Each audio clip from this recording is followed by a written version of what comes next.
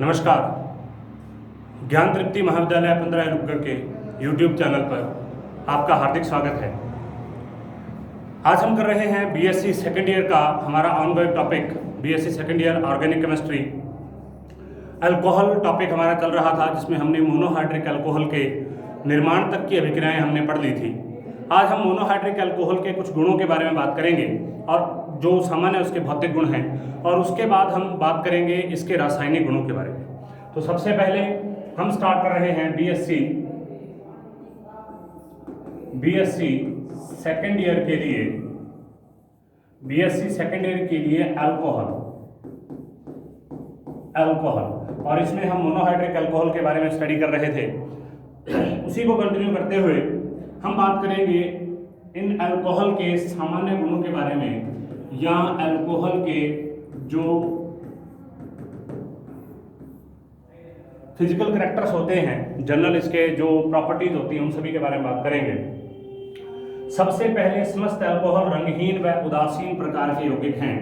सबसे पहली बात, रंगहीन होंगे। जितने भी अल्कोहल हमारे पास होंगे, चाहे हम एथेनॉल के बारे में बात करें और चाहे हम बात करें मेथेनॉल के बारे में, ये ज्यादातर यौगिक इनमें से रंगहीन, उदासीन और द्रव प्रकार के यौगिक होते हैं।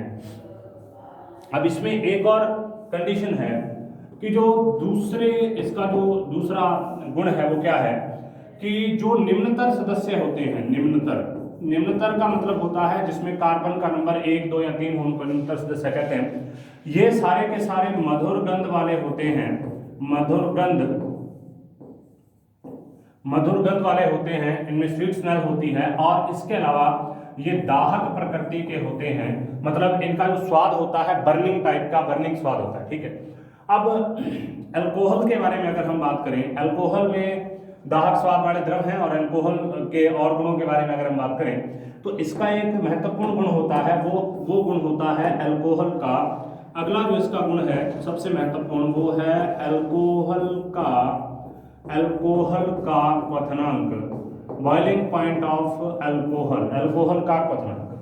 अल्कोहल का क्वथनांक जो है, किसी भी चीज का क्वथनांक के बारे में बात करें, क्वथनांक एक प्रकार का फिजिकल प्रॉपर्टी है, क्वथनांक एक प्रकार का भौतिक गुण है। तो भौतिक गुण जो होता है वो भौतिक बलों पर आधारित होता है, जैसा कि हमने लास्ट वीडियो में डिस्कस किया था। भौतिक बलों का मतलब होता है वान डेर वाल्स फोर्सेज। इसके अलावा और कई प्रकार के, हाइड्रोजन बॉन्ड एक प्रकार का भौतिक बल होता है, वान डेर वाल्स फोर्सेज एक प्रकार का, कीजम है, लंदन है, द्विध्रुव, प्रेरित द्विध्रुव प्रकार के कई प्रकार के बल होते हैं, इंड्यूस डाइपोल टाइप के जो इसके फोर्सेस होते हैं, ये सारे के सारे फिजिकल फोर्सेस कहलाते हैं, भौतिक बल कहलाते हैं।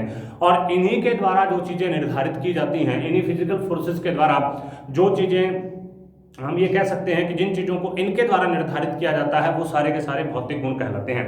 क्वथनांक के बारे में अगर हम बात करें तो किसी भी प्रकार का क्वथनांक, किसी भी पदार्थ का क्वथनांक, बॉइलिंग पॉइंट, उस पे एक सिंपल सा रूल लगता है, boiling point is always proportional to molecular weight। मतलब किसी भी पदार्थ का जो क्वथनांक है वो उस पदार्थ के मॉलिक्यूलर वेट या आणविक द्रव्यमान के समानुपाती होगा। अर्थात जितना ज्यादा उसका आणविक द्रव्यमान बढ़ता जाएगा, उसी प्रकार से उसका जो मॉलिक्यूलर उसका जो क्वथनांक है वो बढ़ता जाएगा। इसी के बेस पर हम बात कर रहे थे। उसके बाद में हम बात करते हैं बॉइलिंग पॉइंट के अंदर एक और कंसेप्ट लगता है, और ये दूसरा कंसेप्ट क्या है, वो ये है कि boiling point is always reciprocal to और रिवर्सली इनवर्स टू ब्रांचिंग और शाखन। ठीक है। तो अगर किसी में शाखाएं ज्यादा होंगी तो उन शाखाओं ज्यादा होने के कारण उसका क्वथनांक क्या हो जाएगा, कम हो जाएगा। जैसा यहाँ पर एग्जांपल दे रखा है। सबसे पहला नॉर्मल ब्यूटेनॉल की चेन है, सीधी अशाखित प्रकार की, जिसका 117.7 डिग्री सेल्सियस है, 117.7 डिग्री सेल्सियस। दूसरा है प्राथमिक प्रकार का शाखित है, जिसका है 107.9 डिग्री सेल्सियस। तीसरा है 2-ब्यूटेनॉल द्वितीयक प्रकार का 99.5 डिग्री सेल्सियस, और चौथा है 2-मेथिल 2-प्रोपेनॉल 3 डिग्री टाइप का 82.5 डिग्री सेल्सियस। अब यहाँ पर एक, ये तो होगी इसकी क्वथनांक की बात। यहाँ पर एक और महत्वपूर्ण चीज है, और वो क्या है वो देखिए। एक और महत्वपूर्ण चीज क्या है, देखिए उसको। देखिए ये सबसे ज्यादा महत्वपूर्ण टॉपिक है यहाँ का, कि जो अल्कोहल होता है, अल्कोहल को हम लिखते हैं इस तरीके से।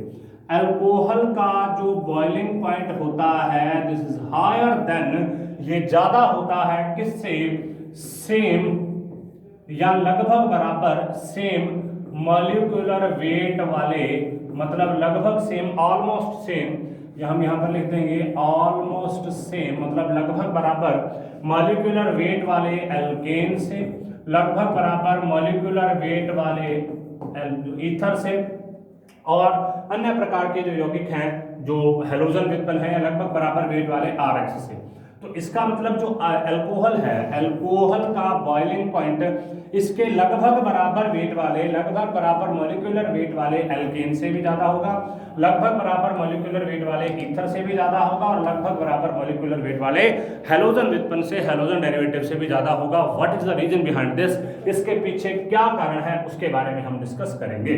तो इसके पीछे जो रीजन है, इसके पीछे जो रीजन है वो है हाइड्रोजन बंध। हाइड्रोजन बंध, आज हम हाइड्रोजन बंध के बारे में पहले डिस्कस करेंगे। हाइड्रोजन बंध क्या होता है, कितने टाइप का है, और हाइड्रोजन बंध जो है वो अल्कोहल के क्वथनांक के साथ साथ, अल्कोहल के बॉइलिंग पॉइंट के साथ साथ और किन गुणों को प्रभावित करते हैं उनके बारे में डिस्कस करेंगे। तो देखिए यहाँ पर किस प्रकार से इन सबको प्रभावित करते हैं। देखिए हाइड्रोजन बॉन्ड, अब हम बात करते हैं हाइड्रोजन बॉन्ड के बारे में। तो मैं एक बार इन सभी को हटा देता हूं और हम हाइड्रोजन बॉन्डिंग के बारे में अल्कोहल के अंदर ही स्टडी कर रहे हैं। तो देखिए किस तरीके से होती है हाइड्रोजन बॉन्डिंग और क्या होती है हाइड्रोजन बॉन्डिंग। हम बात करेंगे अभी, देखिए हाइड्रोजन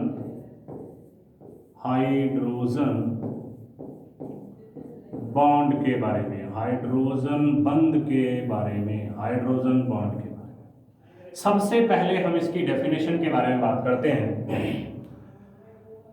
यदि ऋण विद्युतीय तत्व के दो परमाणुओं के मध्य, मतलब सबसे पहली बात क्या है, दो परमाणुओं के मध्य हाइड्रोजन आना चाहिए। किस किस के बीच में, मान लीजिए हमारे पास में एक इलेक्ट्रोनेगेटिव है एलिमेंट F और दूसरा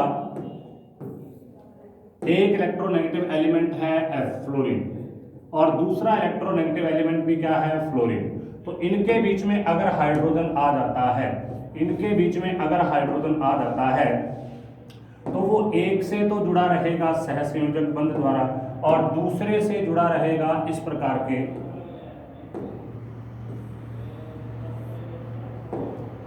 और दूसरे से जुड़ा रहेगा इस प्रकार के बॉन्ड द्वारा। ठीक है,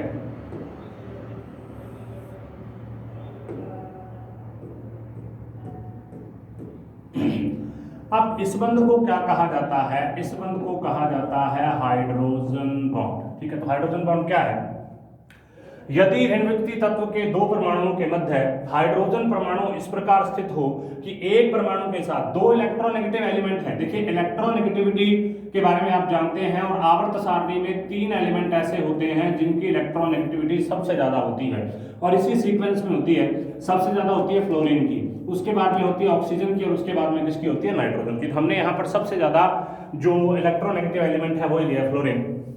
तो हाइड्रोजन बॉन्ड की परिभाषा क्या है, जब हाइड्रोजन किन्हीं दो ऋण विद्युतीय या इलेक्ट्रोनेगेटिव एलिमेंट्स के बीच में इस प्रकार जुड़ा रहे कि वो एक तत्व के साथ तो सामान्य सहसंयोजक बल से जुड़ा रहे और दूसरे तत्व के साथ एक आकर्षण बल से जुड़ा रहे, तो इस दूसरे तत्व के साथ जुड़ने वाले आकर्षण बल को हाइड्रोजन बंध कहा जाता है।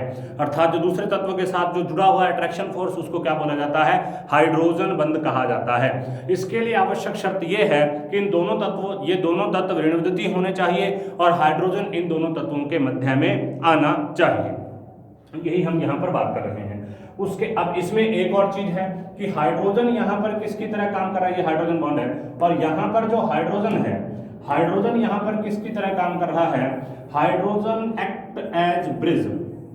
यहां पर हाइड्रोजन किसकी तरह काम कर रहा है, ब्रिज की तरह काम कर रहा है, सेतु की तरह काम कर रहा है। मतलब हाइड्रोजन जब दो इलेक्ट्रोनेगेटिव एलिमेंट के बीच में एक ब्रिज की तरह काम करता है, जिसमें एक तरफ वो तो किसके साथ जुड़ा रहता है, कॉम्प्लेमेंट बॉन्ड के साथ, मतलब सहसंयोजक बंध के साथ, और दूसरी तरफ किस तरीके से जुड़ा रहता है, हाइड्रोजन बॉन्ड के साथ जुड़ा रहता है, तो उसको हम क्या कहते हैं, उसको कहते हैं हाइड्रोजन बॉन्ड। अर्थात जब हाइड्रोजन दो ऋण विद्युतीय तत्वों के मध्य इस प्रकार सेट हो, इस प्रकार व्यवस्थित हो, इस प्रकार अरेंज हो कि एक के साथ तो वो सामान्य सहसंयोजक बल द्वारा जुड़ा रहे और दूसरे के साथ वो एक सामान्य आकर्षण बल द्वारा जुड़ा रहे, तो इस सामान्य आकर्षण बल को क्या कहा जाता है? हाइड्रोजन बंध कहा जाता है। तो ये तो होगी हाइड्रोजन बंध की बात। अब हम आगे बात करते हैं कि जो हाइड्रोजन बॉन्ड होता है, इस हाइड्रोजन बॉन्ड के प्रकार कौन कौन से हैं, उनके बारे में हम बात करते हैं। तो हाइड्रोजन बॉन्ड जो है, हाइड्रोजन बॉन्ड दो भागों में बांटा गया है। देखिए हाइड्रोजन बॉन्ड होता है दो टाइप का, हाइड्रोजन बॉन्ड होता है दो टाइप का। सबसे पहला होता है इंट्रामॉलिक्यूलर, सबसे पहला होता है इंट्रामॉलिक्यूलर,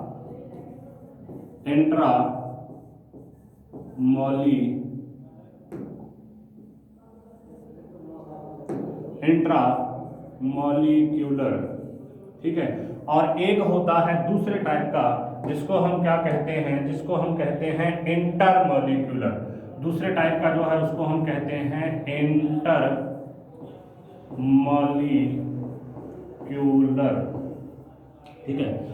इंट्रामॉलिक्यूलर को ये कहा जाता है, देखिए इंट्रामॉलिक्यूलर का जो दूसरा नाम है वो देखिए क्या होता है। इंट्रामॉलिक्यूलर का होता है अतः अणुक, और इसका सामान्य सा अर्थ है एक ही अणु के दो भागों के मध्य, एक ही अणु के दो भागों के मध्य, तो एक ही अणु के जो दो भाग हैं उनके बीच में ये बॉन्ड पाया जाएगा। और दूसरे बॉन्ड के बारे में जब हम बात करेंगे, दूसरा बॉन्ड देखिए इंटरमॉलिक्यूलर है। अब जो इंटरमॉलिक्यूलर टाइप का बॉन्ड है, इंटरमॉलिक्यूलर जो टाइप का बॉन्ड है ये किस तरीके से करेगा, देखिए इंटरमॉलिक्यूलर का मतलब होता है दो अणुओं के मध्य, ठीक है। ये दोनों अणु एक जैसे भी हो सकते हैं, अलग अलग प्रकार के भी हो सकते हैं। तो सबसे पहले हम अतः अणु के बारे में बात करते हैं कि अतः अणु प्रकार का या इंटरमॉलिक्यूलर टाइप का किस प्रकार का होता है। इस व्यवस्था में हाइड्रोजन परमाणु और दोनों ऋण विद्युतीय परमाणु उसी अणु के साथ संबंध रखते हैं। एग्जाम्पल के लिए सैलिसिलिक एसिड है, इसका एग्जाम्पल देखते हैं हम। देखिए इसका एग्जाम्पल देखिए, इसका एग्जाम्पल है सैलिसिलिक एसिड। मान लीजिए ये इसका, ये देखिए ये है ये देखिए। अब इसके साथ में यहाँ पर क्या लगा हुआ है, O और H लगा हुआ है, और इसके साथ में यहाँ पर क्या लगा हुआ है, C double bond O, sorry COH, और यहाँ पर क्या लिखा हुआ है, डबल बॉन्ड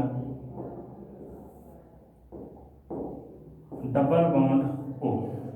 अब देखिए एक ही अणु है, इसको बोलते हैं सैलिसिलिक एसिड। इसको क्या बोलते हैं, सैलिसिलिक अम्ल, इसको बोलते हैं सैलिसिलिक अम्ल। अब इसमें क्या होता है, देखिए एक ही अणु है, एक अणु के बीच में ये एक तो यहां पर देखिए ध्यान से, एक तो ये आ गया इलेक्ट्रोनेगेटिव टाइप का एलिमेंट और एक ये आ गया इलेक्ट्रोनेगेटिव टाइप का एलिमेंट, इनके बीच में क्या आ गया, हाइड्रोजन। तो अब क्या होगा, हाइड्रोजन यहां पर तो कॉवलेंट बॉन्ड से जुड़ा हुआ है, यहां पर किसके साथ जुड़ जाएगा, हाइड्रोजन बॉन्ड से। तो ये कौन सा बॉन्ड बन जाएगा, हाइड्रोजन बॉन्ड। तो ये हाइड्रोजन बॉन्ड क्या है, एक ही अणु के दो भागों के मध्य है। अर्थात हम इसके बारे में बात करें तो ये इसके दो भागों के मध्य है, ऑर्थो के, ये इसका ऑर्थो पोजीशन है, तो ऑर्थो के बीच में बॉन्ड बना हुआ है, मेन पोजीशन और ऑर्थो पोजीशन के बीच में बॉन्ड बना हुआ है, और एक ही अणु है, पूरा एक ही अणु है, और इसी के बीच में इसने बॉन्ड ने फॉर्मेशन कर लिया, बॉन्ड फॉर्म हो गया, तो इसको क्या बोलते हैं, अतः अणु या इंट्रामॉलिक्यूलर प्रकार का बॉन्ड। अर्थात वह हाइड्रोजन बंध जो एक ही अणु के दो भागों के मध्य पाया जाता है उसे बोलते हैं इंट्रामॉलिक्यूलर हाइड्रोजन बॉन्ड। तो ये तो इंट्रामॉलिक्यूलर हाइड्रोजन बॉन्ड हो गया। अब हम ये हमारी जो अल्कोहल होती है उसमें इस प्रकार का इंट्रामॉलिक्यूलर हाइड्रोजन बॉन्ड नहीं पाया जाता, तो ये हमारे लिए कुछ ज़्यादा महत्वपूर्ण नहीं है, लेकिन फिर भी जब हम हाइड्रोजन बॉन्ड को पढ़ते हैं तो उसका ये एक महत्वपूर्ण ग्रुप होता है।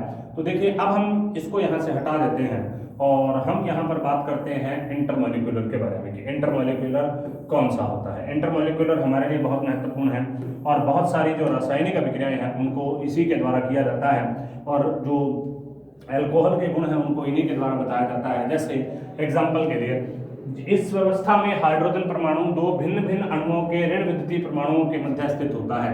इसका एग्जांपल देखिए, मान लीजिए हमारे पास ये है H और ये है F, ठीक है।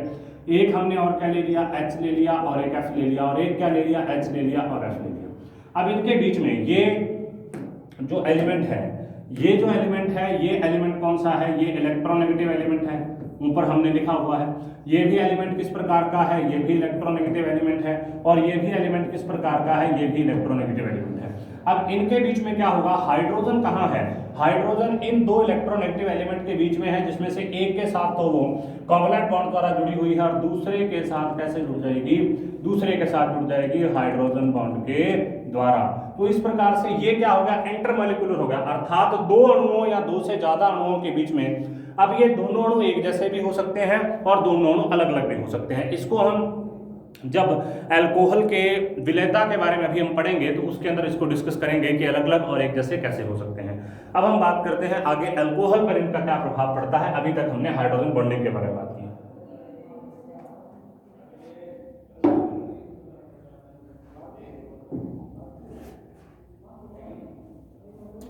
अल्कोहल में देखते हैं किस प्रकार से बॉन्ड का फॉर्मेशन होगा।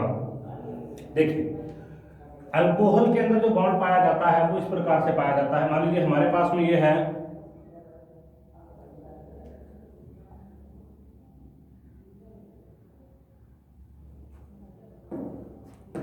अब हम बात करते हैं अल्कोहल में किस प्रकार का बॉन्ड पाया जाएगा। अल्कोहल में हाइड्रोजन, तो मान लीजिए ये हमारे पास अल्कोहल है ROH, एक और हमने ले लिया ROH, एक और हमने ले लिया ROH, ठीक है। अब इनके बीच में हमने हाइड्रोजन बॉन्डिंग के बारे में बात करनी है। हाइड्रोजन बॉन्डिंग किस प्रकार से पाई जाएगी उसके बारे में बात करनी है। तो यहां पर देखिए, ये O और ये H, इन दोनों के बीच में हाइड्रोजन आ गया, तो ये आपस में किसका फॉर्मेशन करेंगे, हाइड्रोजन बॉन्डिंग का। ये भी आपस में किसका फॉर्मेशन करेंगे, हाइड्रोजन बॉन्डिंग का। ये आगे किसका फॉर्मेशन करेगा, हाइड्रोजन बॉन्डिंग का। और ये आगे किसका फॉर्मेशन, अगर यहाँ पर कोई और होगा तो ये किसका फॉर्मेशन करेगा, हाइड्रोजन बॉन्डिंग का। तो इस प्रकार से हाइड्रोजन बॉन्डिंग इनके अंदर पाई जाती है अलग अलग प्रकार से। तो ये हाइड्रोजन इसके अंदर पाया जाएगा। प्रभाव कौन कौन से पड़ते हैं, सबसे पहला है एसोसिएशन हो जाना। देखिए, अगर अल्कोहल इस तरीके से होती, मान लीजिए ऐसे होती ROH और एक दूसरा होता ROH, और इनके बीच में कोई भी हाइड्रोजन बॉन्डिंग अगर प्रेजेंट नहीं होता तो इनके जो बॉइलिंग पॉइंट है वो कम होने थे। लेकिन अब हाइड्रोजन बॉन्डिंग प्रेजेंट होने के कारण ये एक दूसरे के पास में आ जाते हैं। हाइड्रोजन बॉन्डिंग प्रेजेंट होने के कारण ये एक दूसरे के पास में आ जाते हैं, और इस पास में आने के प्रोसेस को क्या बोला जाता है, इस प्रोसेस को बोला जाता है संगुणन। इस प्रोसेस को बोला जाता है संगुणन, संगुणन या एसोसिएशन, संगुणन या एसोसिएशन, एसोसिएशन। अब एसोसिएशन का मतलब होता है पास पास आना। अब इसकी जब ये पास पास आ गए तो इसकी वजह से क्या होगा, इसकी वजह से सबसे पहला क्या होगा, इनके मेल्टिंग पॉइंट बढ़ जाएंगे। अल्कोहल में खैर मेल्टिंग पॉइंट नहीं होता, बॉइलिंग पॉइंट होता है। मेल्टिंग पॉइंट, उसके अलावा बॉइलिंग पॉइंट, ये तो दोनों क्या हो जाएंगे, इंक्रीज हो जाएंगे। मेल्टिंग पॉइंट क्योंकि पास पास आ गए तो इनको तोड़ना मुश्किल है, और जब इनको तोड़ना मुश्किल है तो ये द्रव अवस्था में बने रहेंगे या ठोस अवस्था में बने रहेंगे, और उसके बाद में इनको वाष्प अवस्था में बदलना मुश्किल हो जाएगा। और उसके बाद में क्या हो जाएगा, इसके अलावा इनकी जो विलेयता है, इनकी जो जल में विलेयता है, विलेयता, और वो भी किसमें, जल में विलेयता क्या हो जाएगी, इंक्रीज हो जाएगी। कैसे हो जाएगी उसके बारे में बात करेंगे हम। और उसके बाद में नेक्स्ट जो है इसके अंदर वो क्या होगा, वाष्पशीलता, वेपराइजेशन, टेंडेंसी ऑफ वेपराइजेशन या टेंडेंसी ऑफ बीइंग वेपर, ये क्या हो जाएगी, कम हो जाएगी। क्योंकि हुआ क्या है, बॉन्ड पास पास आ गए, बॉन्ड पास पास आने से ये एक दूसरे के साथ जुड़ गए और वहां से उनको अलग अलग करना मुश्किल होगा, उसके लिए हमें ज्यादा एनर्जी देनी पड़ेगी। इसी वजह से ये सब प्रोसेस होता है संगुणन वगैरह होकर, और इसके मेल्टिंग पॉइंट और बॉइलिंग पॉइंट तो इंक्रीज हो जाते हैं, जल में विलेयता भी इंक्रीज हो जाती है, जबकि इसकी वेपराइज्ड होने की जो टेंडेंसी है, जो वाष्पशीलता जो है वो कम हो जाती है। नेक्स्ट देखिए और क्या प्रभाव पड़ेगा।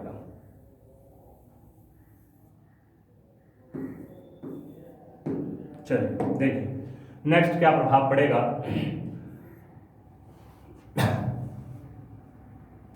अब पहला चीज तो ये हो गया। अब दूसरा चीज क्या हो जाएगा, दूसरा चीज हो जाएगा वाष्पशीलता में कमी।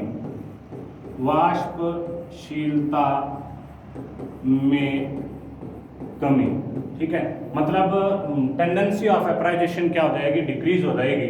उसका रीजन क्या है, उसका रीजन ये है कि हाइड्रोजन बॉन्ड की जो एनर्जी होती है, एनर्जी जो होती है वो होती है 2 से 8 किलो कैलोरी प्रति मोल। 2 से 8 किलो कैलोरी प्रति मोल होती है। तो जितने ज्यादा हाइड्रोजन बॉन्ड होंगे उतना ही ज्यादा एनर्जी देनी पड़ेगी, और जितनी ज्यादा एनर्जी देनी पड़ेगी उतनी ही वाष्पशीलता क्या हो जाएगी, कम। तो ये याद रखना है, हाइड्रोजन बॉन्ड की एनर्जी कितनी होती है, 2 से 8 किलो कैलोरी प्रति मोल। नेक्स्ट देखिए, आगे हम बात करते हैं। आगे है तीसरा जो इसका मुख्य चीज है वो कौन सी है, वो है जल में विलयता। जल में विलयता इससे बढ़ती है, ये ध्यान रखना है कि जब भी हाइड्रोजन बॉन्डिंग किसी के अंदर पाई जाएगी तो जल में विलयता क्या हो जाएगी, जल में विलयता, सॉल्युबिलिटी इन वाटर, जल में विलयता क्या हो जाएगी, ज्यादा हो जाएगी। उसका रीजन देखिए क्या होगा, देखिए इसका रीजन क्या है, इसका रीजन है जल प्लस ROH मतलब अल्कोहल में हाइड्रोजन बॉन्ड के कारण। जल और अल्कोहल में हाइड्रोजन बॉन्डिंग पाई जाती है, हाइड्रोजन बॉन्डिंग हो जाएगी, और हाइड्रोजन बॉन्डिंग होने के कारण इसकी जो अल्कोहल की जो जल में विलयता है वो बढ़ जाएगी, ठीक है। तो इसका मतलब हम क्या कह रहे हैं, हम कह रहे हैं कि अल्कोहल की जल में विलयता किसके कारण बढ़ती है, हाइड्रोजन बॉन्ड के कारण इसकी जल में विलयता बढ़ जाती है। देखिए किस तरीके से होगा, मान लीजिए ROH, ठीक है, ये अल्कोहल है। अब यहाँ पर हम वाटर मॉलिक्यूल बनाते हैं। वाटर मॉलिक्यूल ये है, देखिए HOH, ठीक है, ये हो गया अल्कोहल, ये हो गया वाटर मॉलिक्यूल। आगे हम फिर अल्कोहल बनाते हैं, मान लीजिए अल्कोहल है ROH, और उसके आगे फिर हम वाटर मॉलिक्यूल बना देते हैं। वो देखिए कौन सा है, देखिए HO और H। अब देखिए इसको ध्यान से देखिए क्या हुआ है इनमें, बड़े ध्यान से इसको देखिए। देखिए यहाँ पर ये ऑक्सीजन और ये हाइड्रोजन, ये वाटर मॉलिक्यूल है, और ये क्या है, अल्कोहल है। तो इनके बीच में क्या बन जाएगा, इनके बीच में हाइड्रोजन बॉन्डिंग बन जाएगा, एसोसिएशन हो जाएगा, विलयता होगी। अब यहाँ पर देखिए, यहाँ पर भी क्या बन जाएगा, हाइड्रोजन बॉन्डिंग, और यहाँ पर भी क्या बन जाएगा, हाइड्रोजन बॉन्डिंग। आगे यहाँ पर भी बन जाएगा, और इसी तरीके से इनका भी हाइड्रोजन बॉन्डिंग बन जाएगा। तो इस हाइड्रोजन बॉन्ड की उपस्थिति के कारण ही अल्कोहल की जल में विलयता बढ़ जाती है। अब जैसे जैसे मॉलिक्यूलर वेट बढ़ता है, मॉलिक्यूलर वेट बढ़ने के साथ साथ हाइड्रोजन बॉन्ड की प्रवृत्ति मतलब tendency of making hydrogen bond decrease होती है, डिक्रीज होती है। तो अब उसमें क्योंकि उसमें क्या हो जाता है, हाइड्रोकार्बन बड़ा हो जाता है। उसका रीजन क्या है, हाइड्रोकार्बन का बड़ा हो जाना। अब हाइड्रोकार्बन का बड़ा हो जाएगा तो विलयता, जहाँ सॉल्युबिलिटी जो है, विलयता जो है, ये भी क्या हो जाएगी, कम हो जाएगी। तो इसका मतलब 3 इसके गुण जो होते हैं मुख्यतः प्रभावित होते हैं। किस तरीके से, सबसे पहले कौन सा गुण प्रभावित हुआ, सबसे पहले तो इसके मध्य संगुणन हो जाएगा, और संगुणन होने से इनके गलनांक, क्वथनांक, जल में विलयता, वाष्पशीलता बढ़ जाएगी।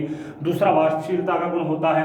अब हमको क्या करना पड़ता है, प्रत्येक हाइड्रोजन बॉन्ड को तोड़ने के लिए 2 से 8 किलो कैलोरी प्रति मोल एनर्जी एक्स्ट्रा देनी पड़ती है। तो उतनी एनर्जी एक्स्ट्रा देने पर ही वो टूटेगा और वाष्प में बदलेगा, तो इस वजह से उसकी वाष्पशीलता भी कम होगी। उसके अलावा जो थर्ड है, थर्ड वन क्या है, थर्ड वन है निम्नतर अल्कोहल की पानी में घुलनशीलता जो होती है वो अधिक होती है, जबकि अणुभार बढ़ने के साथ साथ इसकी जो घुलनशीलता हो जाएगी वो लगातार कम होती जाएगी। तो इन सब के बारे में हमने यहाँ पर डिस्कस किया। अब हम आगे बात करते हैं OH बंध की प्रकृति के बारे में, कि किस प्रकार का बंध होगा और किस प्रकार से हम इसको डिस्कस कर सकते हैं।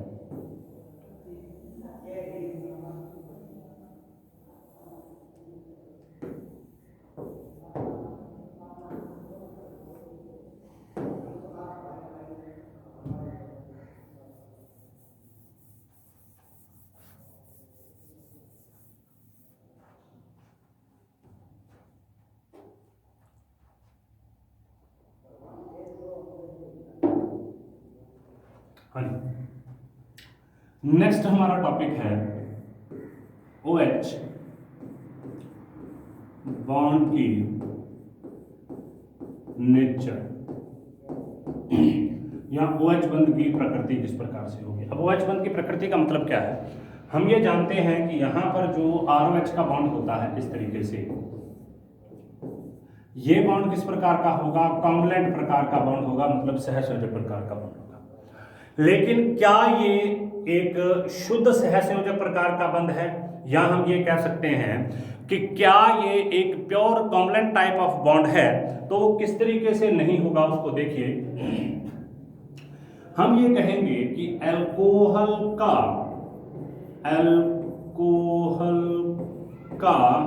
जो बॉन्ड है OH बॉन्ड, ये वाला जो बॉन्ड है OH बॉन्ड शुद्ध सहसंयोजक नहीं है, शुद्ध सहसंयोजक प्योर कॉम्प्लेंट नहीं होकर क्या होता है, ध्रुवीय होता है, पोलर होता है, ध्रुवीय कॉम्प्लेंट बॉन्ड होगा, मतलब ध्रुवीय प्रकार का होगा।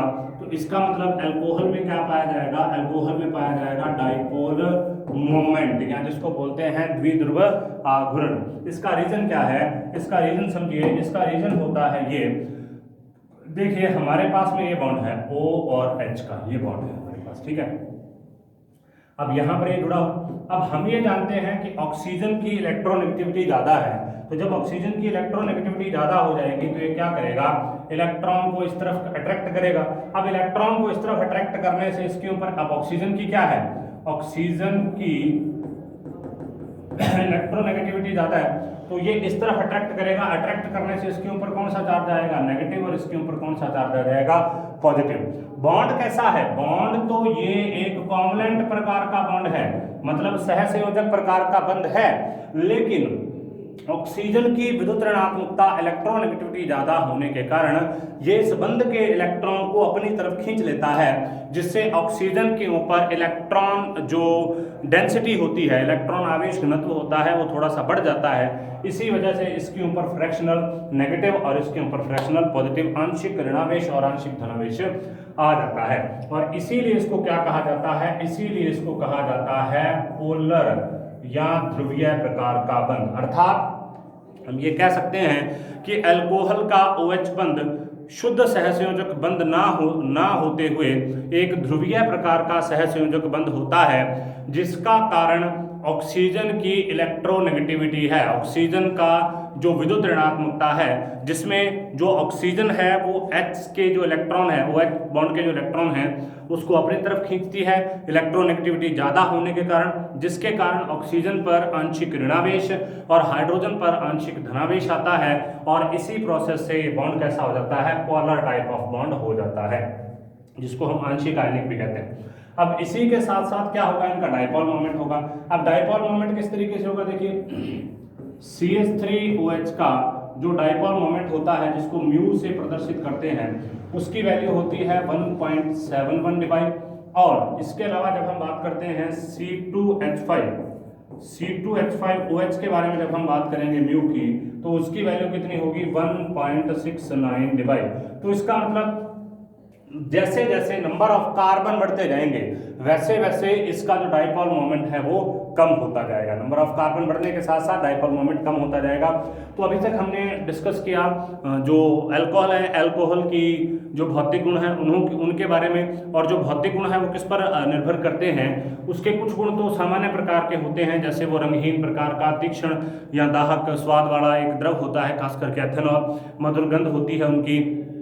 इसके अलावा हमने ये देखा कि जो अल्कोहल के बॉइलिंग पॉइंट होते हैं वो इसके समकक्ष या ऑलमोस्ट सेम जो एल्केन है, हेलो एल्केन है, ईथर है, इन सभी के मॉलिक्यूलर वेट जो सेम है, इन सभी से थोड़े से ज़्यादा होते हैं। उसका रीजन हाइड्रोजन बॉन्ड है। उसके बाद हमने हाइड्रोजन बॉन्ड के बारे में पढ़ा, हाइड्रोजन बॉन्ड के 2 प्रकारों के बारे में पढ़ा, और अब हमने पढ़ा है OH की बंध प्रकृति के बारे में, जिसमें हम ये कह सकते हैं कि OH का जो बॉन्ड होता है ये प्योरली कॉम्वलेंट ना होकर कुछ आंशिक आयनिक होता है, और जिसको हम ध्रुवीय कॉम्वलेंट टाइप ऑफ बॉन्ड कहते हैं। नेक्स्ट देखिए इसके रासायनिक गुण।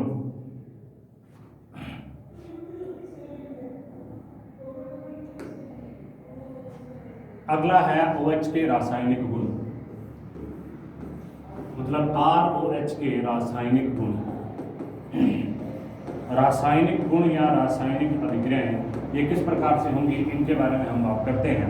मतलब ROH अल्कोहल के रासायनिक गुण या रासायनिक अभिक्रियाएं किस प्रकार से होंगी उनके बारे में हम बात करते हैं। सबसे पहले अल्कोहल की दो प्रकार की अभिक्रियाएं होती हैं। सबसे पहली अभिक्रिया इसकी होती है ये ROH, जिसमें कौन सा बॉन्ड टूटता है, जिसमें बॉन्ड टूटता है ये वाला, ठीक है। और दूसरी जो अभिक्रियाएं होती हैं वो इसमें होती हैं ROH, जिसमें कौन सा बॉन्ड टूटता है, जिसमें बॉन्ड टूटता है ये वाला, ठीक है। अब जब ROH के कारण बॉन्ड टूटेगा, ये वाला जब बॉन्ड टूटेगा तो क्या निकलेगा यहाँ से माइनस होगा H+, तो ये कौन सी प्रकृति को प्रदर्शित करेगा, अम्लीय प्रकार की प्रकृति को प्रदर्शित करेगा। तो पहली रिएक्शन कौन सी है, जिसमें अल्कोहल का ऑक्सीजन और हाइड्रोजन के बीच का बॉन्ड टूटता है, और दूसरी रिएक्शन कौन सी है, जिसमें अल्कोहल का कार्बन और ऑक्सीजन के बीच का बॉन्ड टूटता है। और ये कौन सी अभिक्रियाएं होती हैं, ये होती हैं नाभिक स्नेही प्रकार की, नाभिक स्नेही प्रकार की अभिक्रियाएं होती हैं। इनमें सबसे पहले हम किसके बारे में बात करेंगे, इन अभिक्रियाओं के बारे में बात करेंगे जिसमें अल्कोहल का OH बॉन्ड टूटता है और अल्कोहल अम्लीय प्रकृति को प्रदर्शित करता है। तो अब हम बात करते हैं किसके बारे में, अल्कोहल की अम्लीय प्रकृति के बारे में। आपको समझ में आ गया कि इसकी दो प्रकार की अभिक्रियाएं होती हैं। अब हम बात करेंगे सबसे पहले किसके बारे में बात करेंगे, सबसे पहले बात करेंगे OH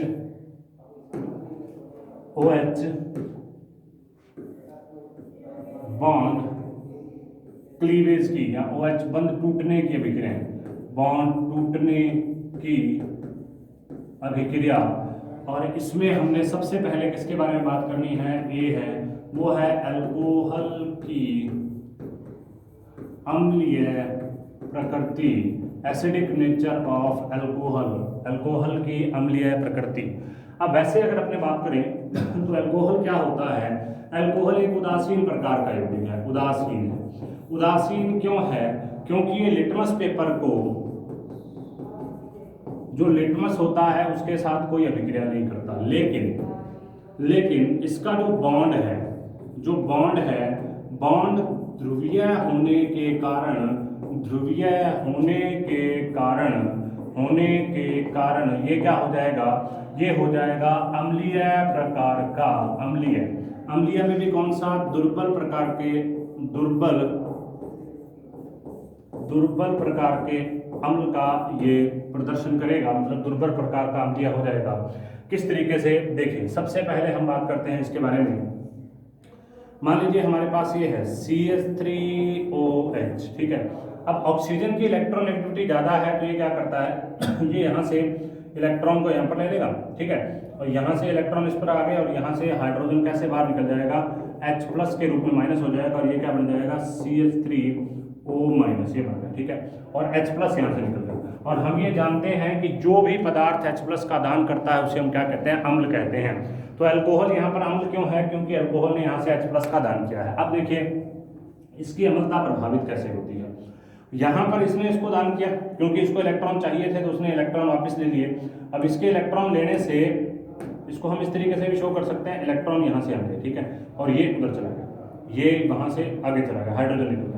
अब इसमें क्या होगा, पहला तो ये है, अगर हम इसको ऐसे प्रदर्शित करते हैं CH3CH2OH इस तरीके से प्रदर्शित करते हैं तो उस कंडीशन में क्या होगा, इस कंडीशन में ये भी इसको इलेक्ट्रॉन देने वाला, ये +I वाला, और ये भी क्या है +I वाला, तो इसके ऊपर क्या हो जाएगा, दो नेगेटिव हो जाएंगे, एक तो इधर से आया इधर से आया, तो इसकी जो अम्लीय प्रवृत्ति है वो क्या हो जाएगी, कम हो जाएगी।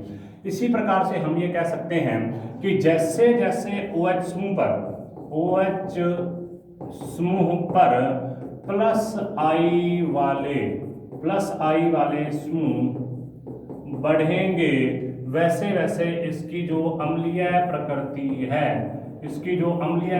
है वो क्या हो जाएगी, डाउन हो जाएगी। तो यहाँ पर वही दे रखा है, +I प्रभाव बढ़ता है, +I प्रभाव बढ़ने के साथ साथ इसकी अम्लीय प्रवृत्ति कम होती जाती है, ये सबसे ज्यादा अम्लीय, ये उससे, और ये सबसे कम। तो इसका मतलब हम अगर इसकी अम्लीय सामर्थ्य का क्रम लिखें तो वो किस तरीके से होगा, CH3OH का सबसे ज्यादा, उसके बाद में 1 डिग्री अल्कोहल का, उसके बाद में 2 डिग्री अल्कोहल का, उसके बाद में 3 डिग्री टाइप के अल्कोहल का। तो इसका मतलब अल्कोहल का जो अम्लीय सामर्थ्य होता है मैथिल 1 डिग्री, 2 डिग्री और 3 डिग्री के सापेक्ष होता है, उसका रीजन भी, ठीक है।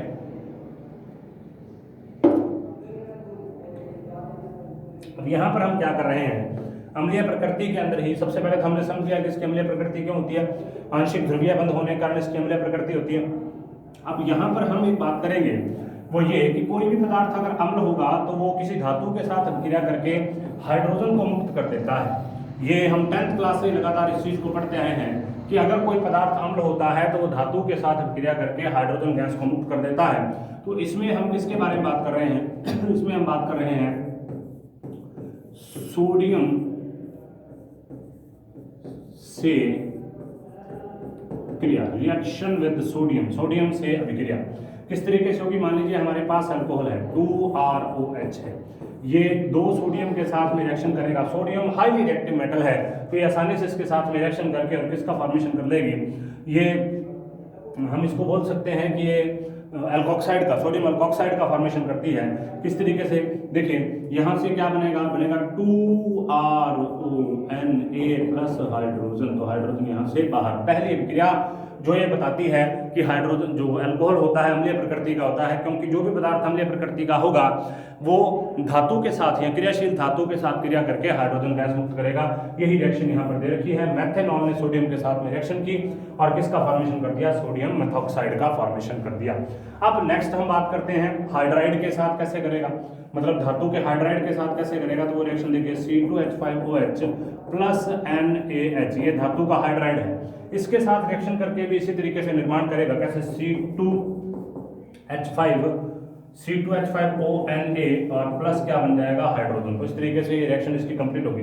तो पहली रिएक्शन किसको प्रदर्शित कर रही है? इसकी पहली रिएक्शन प्रदर्शित कर रही है इसकी अम्लीय प्रकृति को, एसिडिक नेचर को। दूसरी रिएक्शन के बारे में हम बात करते हैं एसिटिलीकरण। अभिलाक्षणिक अभिक्रिया है अल्कोहल की, बड़ी महत्वपूर्ण अभिलाक्षणिक अभिक्रिया है अल्कोहल की, बड़ी महत्वपूर्ण प्रकार की अभिलाक्षणिक अभिक्रिया है दूसरी अभिक्रिया। दूसरी अभिक्रिया तो उसको देखिए, उसको हम यहाँ पर शो कर रहे हैं।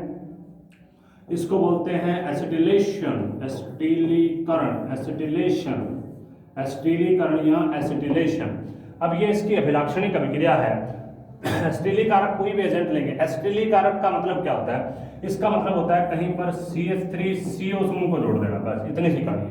CH3CO समूह को जोड़ने की प्रोसेस एसिटिलीकरण कहलाती है।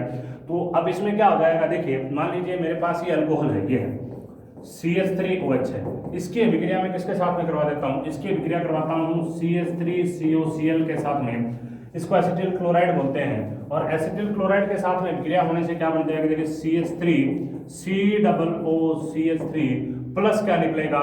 यहाँ से निकल जाएगा HCl। तो हमने क्या किया? इसके साथ में CH3CO समूह को जोड़ दिया, ऑलरेडी था ये CH3CO समूह को जोड़ के और एसीटेट का फॉर्मेशन कर दिया। तो एसिटिल या एसीटेट के फॉर्मेशन करने की अभिक्रिया को एसिटिलीकरण कहलाते हैं। ये मेथिल एसीटेट के निर्माण की अभिक्रिया है। तो यहाँ पर आज हमने किया एसिटिलीकरण के बारे में, इसकी 2 रासायनिक अभिक्रियाओं के बारे में। अगली जो रासायनिक अभिक्रियाएं हैं उनको हम अगली वीडियो में कंटिन्यू करेंगे। तब तक इन वीडियो को देखते रहें। धन्यवाद।